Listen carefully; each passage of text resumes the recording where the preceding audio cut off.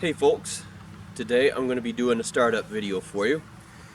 It's time to get the boat ready for summer. I have had it in storage all winter, have the cover on it and had a tarp over it. Ran some seafoam through the motor before I shut it down for the winter, and it's time to get it ready for summer. I'll uncover it, take the cover off, and show you a little bit about the boat. It's a 15-foot deep V aluminum boat. It's nothing fancy, but I love the boat. It has a 1988 40 horse 2-cylinder 2-stroke motor on it. It's a Yamaha designed Mariner. Fantastic engine. It's really reliable. And to do a startup outside of the water, I'm going to use something called muffs. These go around the water intake on the bottom of the shaft of the motor, the lower unit, and attached to a water hose so that you're not running your motor dry. That's a bad thing for it, so don't do that. So I'm going to get all that ready, uncover the boat, and I'll get back to you here. Alrighty, got the boat uncovered, so we're going to do a little bit of a walkthrough here. I got myself a Minn Kota Edge trolling motor and have a battery compartment under here. There's my battery, and I have attached to that for the winter a peak battery charger, and I have it set on 2 amp rate. Let's turn it on, make sure, yep, it still operates, so my battery is still in good shape. Keeping a maintenance charge on it throughout the winter keeps it from freezing and make sure it's ready to go throughout or next summer. Just simple seats, nothing fancy. That's whatever it came with when I bought it. An old Eagle Cuda 242 fish finder. I don't really use it. I use it as a depth gauge sometime, but that's about it. Got a live well here with some, oh, I got water in there too. I didn't know that. I'm gonna have to drain that out. That's nasty looking. I should have checked that before I put it away. I bet that's rainwater or something that's collected in there. So we'll get rid of that. It has a drain that comes right out the back here. Got my Mariner. These were originally oil injected engines. People complained and said that they were burning out though, that the oil injection wasn't working. Personally, from what I hear and have read, I think it's just people weren't checking the oil reservoir and it was running out of oil, so you don't get lubrication. You need that for a 2-stroke engine. It's been converted to a premix. I'll show you that in a second. There's my battery. Now my charger for that is just a little cheap Shop Force 2 amp smart charger. It has done a fantastic job. I like it. Prop seen better days, but it still runs good. I've got this ready to pull the cap here, so I'll show you on the side. This has already been converted. The oil reservoir and everything is taken off, and it looks like a professional job. I bet somebody did this at a dealership and converted it to a premix instead of having the oil injection, because they didn't want to chance it. It runs fine as premix, so I don't mind. The 2-cylinder. I mean, see, look at this. This is 1988. This is 2016, and everything on this looks in really good shape. And you got your standard oil and gunk back there. I'll wipe it down from time to time. But all in all, this is a great looking motor. Let me get the garden hose out here and hook the muff up, and we'll get ready to start it up.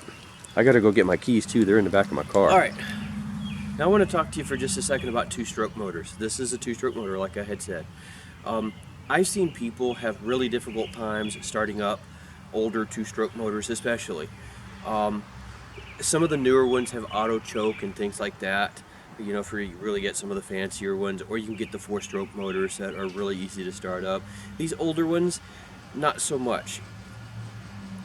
If you take the time to find out what startup sequence it wants to use, then you'll have no problems. Every 2-stroke motor has a startup sequence that it's going to want, especially when that engine is cold and hasn't been started in a while.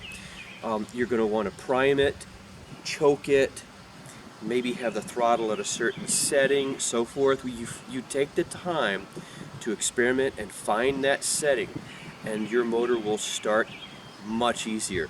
If you don't take the time, you're going to get frustrated with it, and you're just going to have a bad time with that motor. So now I'm going to show you something here real quick. This motor has where you put the key in. If you push the key while you're turning it, it will choke it, and I'll show you real quick like how that works. Okay, so right here is the key. You know, it's in the off position, so if I push it, nothing happens. If I turn it to on, you can hear the click. I'm going to take you back here and show you. I'm going to zoom in on this a little bit. See those throttle bodies right there? Let me push on the key and it chokes it. You want to learn how that motor needs to have that choke performed in order to start it properly. Okay, let me remount the camera back on the truck. I've got the water turned on. I've got to go over here and prime the engine. I'm going to take the bulb.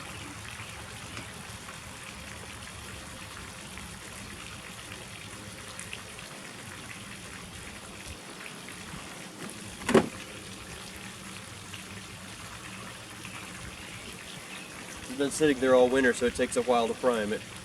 But I can feel it because the bulb gets stiff. And I really can't push. Actually, I can see a little bit of draining out. I pushed too hard there. So now, we've got it primed, ready to go. Let's see if we can get this thing started. I'm going to choke it.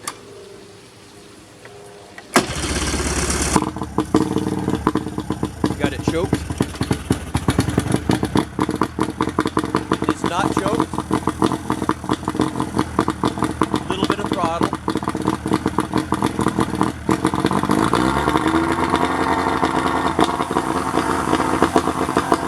That's all there is to it.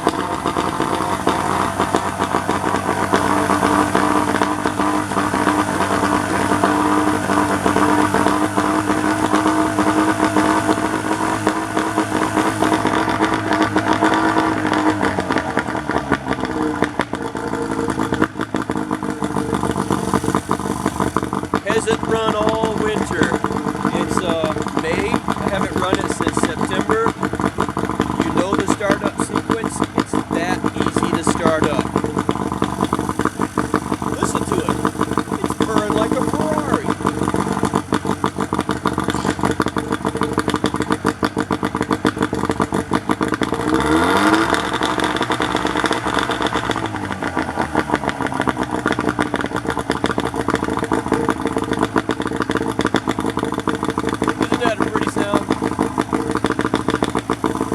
Camera off the tripod and go take a look.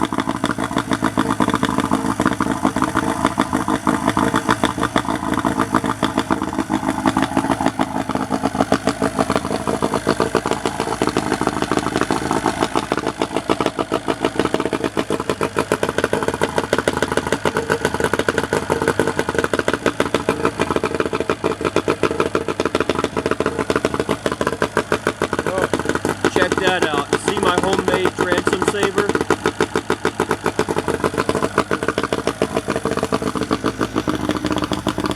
Give it a little bit of throttle.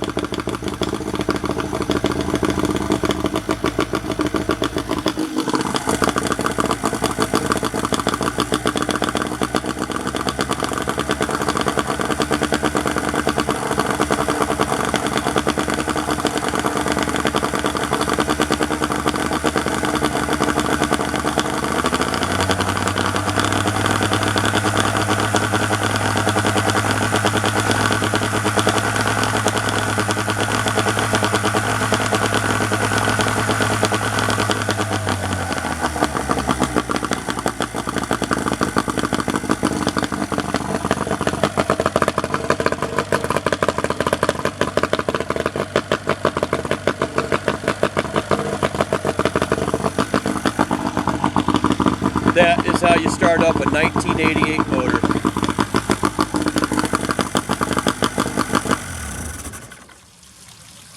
Once it's warmed up, all you got to do is